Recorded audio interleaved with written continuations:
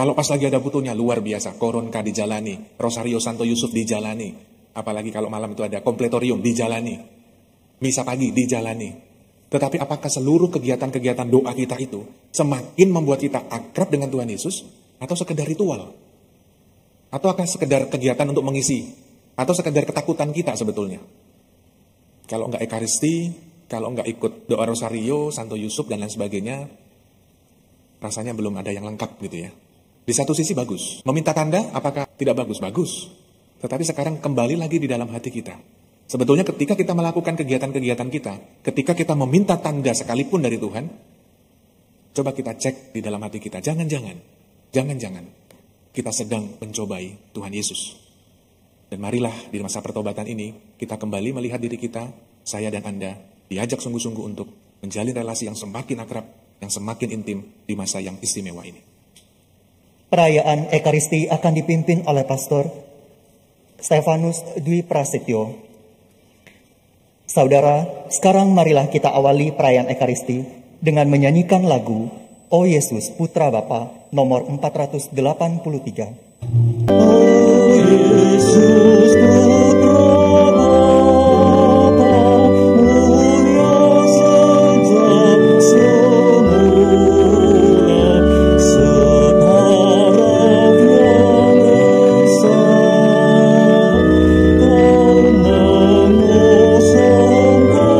diri, mengambil rupa hati, engkau setara manusia. Dalam nama Bapa dan Putra dan Roh Kudus. Amin. Rahmat Tuhan kita Yesus Kristus, cinta kasih Allah dan persekutuan Roh Kudus bersamamu. Dan bersama rohmu. Ibu dan Bapak, saudari-saudara, teman-teman muda, serta anak-anakku yang terkasih, selamat pagi semuanya. Selamat pagi, Romo. Mari kita datang kembali di hadapan Tuhan di hari Rabu Pekan Prapaskah yang pertama ini, dengan ungkapan syukur kita atas segala penyertaan Tuhan di dalam keluarga kita dan juga di dalam komunitas kita. Marilah kita mengawali Ekaristi kita dengan memohon ampun atas segala dosa dan kelemahan kita, agar kita sungguh-sungguh dilayakkan untuk merayakan misteri suci ini. Ibu bapak, saudari-saudaraku yang terkasih, terkadang tanpa sadar di dalam doa-doa kita, atau mungkin di dalam ucapan kita, kalau pas lagi berdoa misalnya, kalau kita sakit tak kunjung sembuh, di dalam doa-doa kita tanpa sadar, acap kali terucap, Tuhan, berikanlah kami tanda, kalau memang Engkau menghendaki saudara kami sembuh, misalnya. Tahu misalnya, kalau seandainya Engkau memanggil saya sebagai imam, sebagai romo, Tuhan berikan tanda. Apa kira-kira tandanya? Kalau memang saya benar-benar dipanggil. Saya nggak tahu, Cliff sudah tes ya di MSF. Ada tandanya nggak kira-kira? Atau tesnya lulus gitu? Ada dikasih malaikat datang atau gimana gitu ya? Atau misalnya, kalau saya mau dipanggil Tuhan untuk melayani, entah jadi ketua lingkungan, entah jadi ketua wilayah, entah jadi prodiakon, coba Tuhan kasih saya tanda.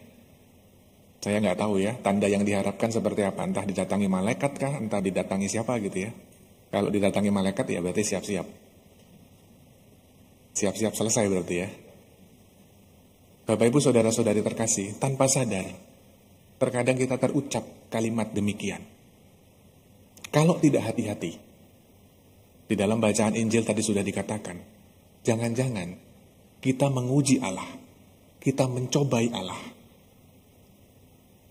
Sebetulnya di dalam kehidupan kita, ya saya misalnya secara pribadi, seumur-umur saya belum mendapatkan tanda apapun ketika saya dipanggil Tuhan. Jadi ya, saya biasa-biasa saja. Menyadari bahwa Allah yang penuh kerahiman, Allah yang penuh istimewa, penyelamat di dalam kehidupan saya. Memanggil saya, Romo, kira-kira waktu Romo dipanggil Tuhan jadi Romo ada bisikan apa gitu? Nggak ada sama sekali.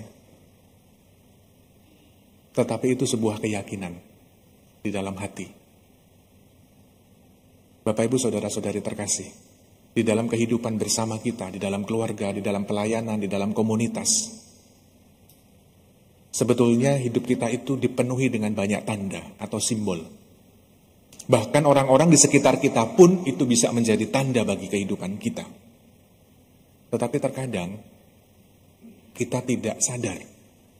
Terkadang kita tidak bisa melihat bahwa orang-orang di sekitar kita itu merupakan utusan Tuhan yang menjadi tanda di dalam kehidupan kita.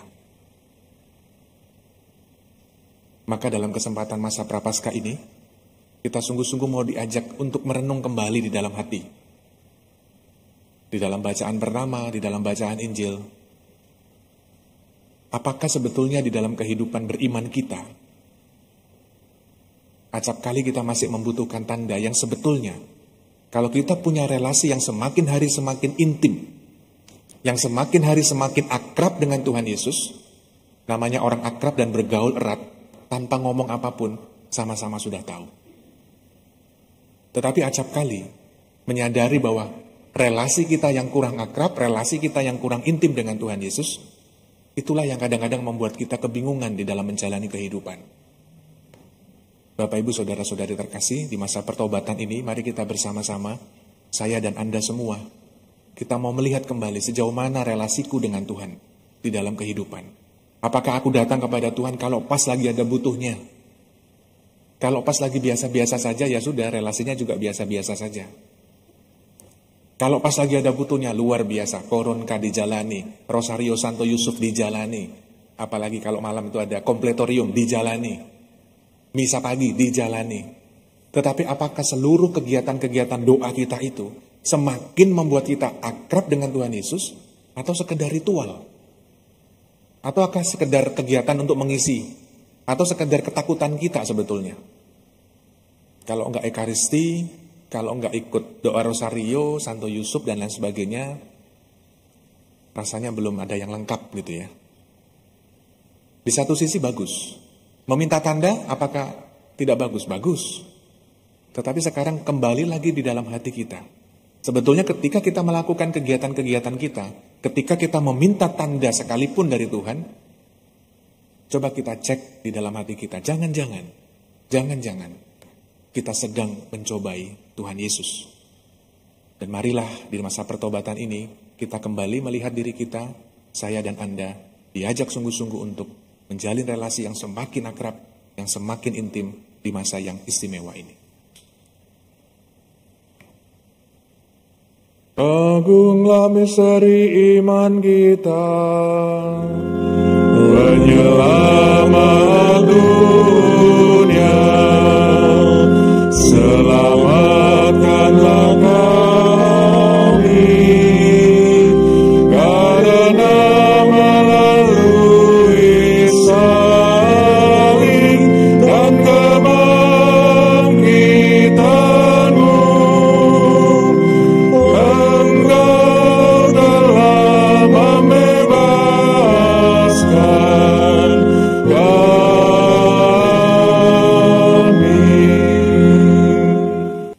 Bapak, Ibu, Saudara-saudari terkasih, ada satu pengumuman yang mungkin beberapa waktu lalu sudah pernah saya sampaikan, dan akhirnya dibuat semacam kebijakan bersama, terutama pada misa online. Saya mengajak Anda semua dan kita semua yang hadir di gereja untuk turut berbela rasa dengan saudari dan saudara kita yang mengikuti Ekaristi secara live streaming. Salah satu bentuk bela rasanya adalah ketika Anda menerima SMK secara offline di dalam gereja, saudari dan saudara kita yang di rumah sedang berdoa komuni batin. Lagu komuni batin, doa yang dilakukan, itu kurang lebih sekitar 3 sampai 3,5 menit.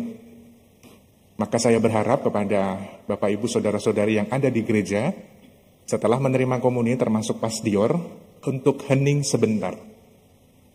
Ada masukan juga supaya tidak bermain alat komunikasi dan lain-lain. Dan moga-moga 3,5 menit itu sungguh-sungguh bisa digunakan untuk bercakap-cakap dengan Tuhan di dalam hati, menjalin relasi yang lebih akrab dengan menerima SMK. Sambil komuni batin lagunya selesai, nanti ada tandanya. Tandanya adalah altar ini sudah disorot. Seperti ini. Maka ada tambahan lagu komuni yang ada di gereja, supaya saudara dan saudari kita yang di rumah juga mendengarkan lagu tambahan komuni dari awal, bukan dari setengahnya. Jadi saya mohon kepada Anda semua, tolong saling mengingatkan. Jadi kalau pas saya nggak misa, nanti lupa lagi. Silahkan nanti Bapak Ibu dan saudara-saudari, maupun di KTG maupun di Yakobus, kita buat seragam bersama, Pastior dan tim AV, supaya kita berbela rasa, khususnya misa online. Sebetulnya saya ingin memperdengarkan lagu komuni batin di dalam gereja, tetapi saya sudah berkonsultasi dengan ahli liturgi, komisi liturgi KAJ, untuk sebetulnya nggak apa-apa, kita menyanyikan juga atau melagukan di dalam gereja, tetapi bijaksananya, karena yang di dalam gereja menerima SMK, maka lagu itu atau doa itu kurang pas untuk umat yang menerima SMK secara offline. Maka kita berbela rasa dengan saudari dan saudara kita yang sedang mengikuti doa komuni batin dari rumah. Sampai itu selesai kurang lebih 3,5 menit, baru ada tambahan lagu komuni. Itu kesepakatan yang sudah ditetapkan dari tim AV dan juga Pastior. Mari kita bersama-sama mengikuti itu sebagai bentuk relasi kita dan sekaligus kita belajar untuk hening. Terima kasih untuk kebersamaan kita di dalam Ekaristi kita pada pagi hari ini. Terima kasih kepada seluruh petugas liturgi, lektor prodiakon, koster, pastior, tim AV, tatib, dan kita semua yang hadir. Dan marilah kita mengakhiri ibadah kita dengan memohon berkat Tuhan. Tuhan bersamamu dan bersama rohmu. Semoga Allah Bapa yang Maha Baik senantiasa menyertai dan memberkati kita sekalian dalam nama Bapa dan Putra dan Roh Kudus. Amin. Saudari dan saudaraku terkasih, pergilah misa sudah selesai. Syukur kepada Allah.